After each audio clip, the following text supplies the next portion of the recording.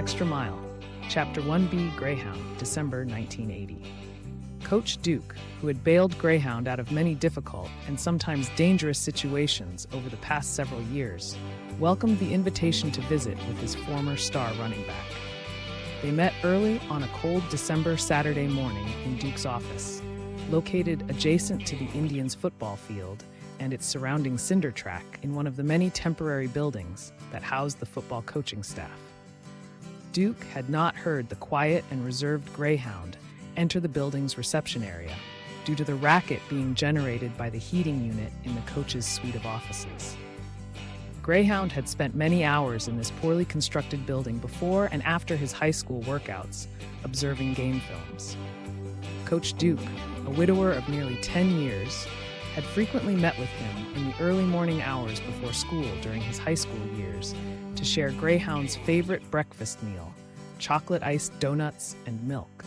Without it, he would have probably gone hungry until lunch when the cafeteria would open. Then he would beg, borrow, or steal whatever he needed unless the coaches shared with him some money or their own food. Greyhound stuck his face, surrounded by a very large afro, into Coach Duke's office. Through smiling white teeth, he greeted his favorite coach, friend, and mentor in his normal diminutive manner, "Morning, Coach." Coach Duke had been concentrating on the local newspaper in front of him. He looked up and, setting the paper aside, warmly greeted Greyhound while coming out from behind his work-covered desk to give his usual bear-like hug. "There's just the guy I wanted to see this bright, sunny, and cold morning." Duke pulled away and looked up and down at Greyhound. "Looks like you've been living too close to a refrigerator, son. Are you sure you want to jump into our usual breakfast of champions?" "Lay off, Coach. You know I ain't been able to do any real workout since I blew out my darn knee again," Gaines quickly countered. "Just give me them donuts. That 2% milk is all the weight control that I want right now, and I'm starving. By the way, look who's talking. Just in case you haven't looked in any mirror lately, you've lost your Rambo body, if you ever had one. You could use several laps around the track yourself, Coach." "Be careful, Greyhound. You know how sensitive I am about my belly. Have a seat." Duke pulled one of many metal chairs sitting in front of his desk up to the office's conference table, which was positioned nearest the door. "Seriously, Greyhound, how's your knees rehab going?" Greyhound took 2 savoring bites of his donut. "That's why I wanted to visit with you this morning, Coach. The doc's most recent exam ain't good as far as my football future's concerned. You know, I heard it again a couple of months ago while doing some open field workouts. I'm really confused about what I should do. I've done everything the doc told me to do to rehab my knee, but he says it's now 50-50. Best case, about my being able to take another blow to the side of my knee without causing serious damage. He even told me that I could be lame for life, and I don't want to go there again. Coach, if I don't get into some college, which I cannot afford to do without a scholarship, my goose is cooked. I can't live anymore at home with my mama's spaced-out craziness. Then again, I can't afford to leave. I'm here for some of your good advice. You know you're the only person I can really trust. Right now, I'm thinking finish junior college and then go ahead and play football somewhere. If I get injured again, I'm no worse off than I am right now. What do you think, Coach?" "Eddie, you have so many fabulous opportunities from which to choose. Don't get down on yourself. You know one option is to play football again and hope you don't re-injure that knee. Frankly, not getting hurt again would be a miracle for you due to the way you naturally cut, and turn on a football field. You run on a football field just like the great Gale Sayers. You do know his football playing career ended suddenly due to a similar knee injury?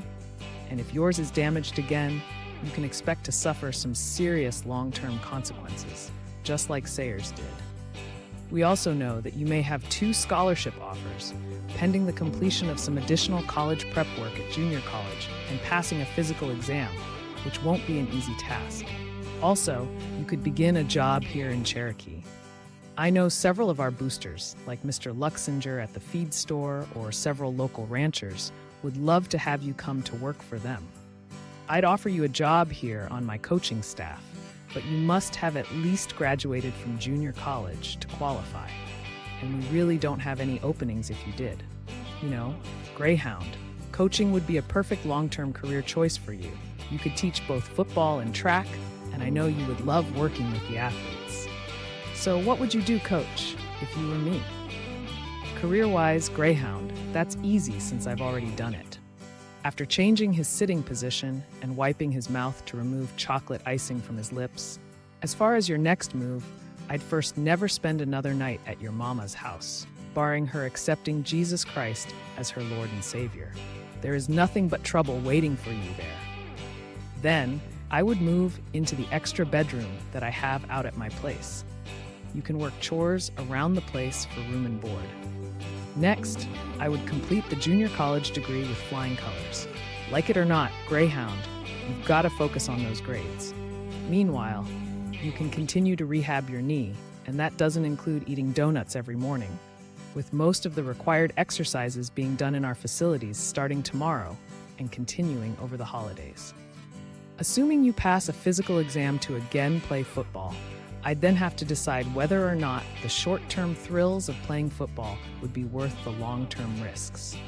If you should fail the physical, it's time to move on with your life. Look, Greyhound, you don't need a college degree to be a football or track coach. Regardless, I would commit all of my education's focus to becoming a coach, and a darn good one. No matter what happened to my football playing, I would know that one day I'd be a successful coach. That sounds good, Coach. I've always appreciated your confidence in me, and I trust you. And I ain't gonna stop now. Coach, when I get old, chubby and gray-headed like you, how are my players ever gonna be able to look at me and call me Greyhound? Don't they just shoot old greyhounds that can't run anymore? I've always taken pride in that name, and I thank you for it. They'll probably be calling me Gimp Gaines, once the fastest darn running back in six-man history.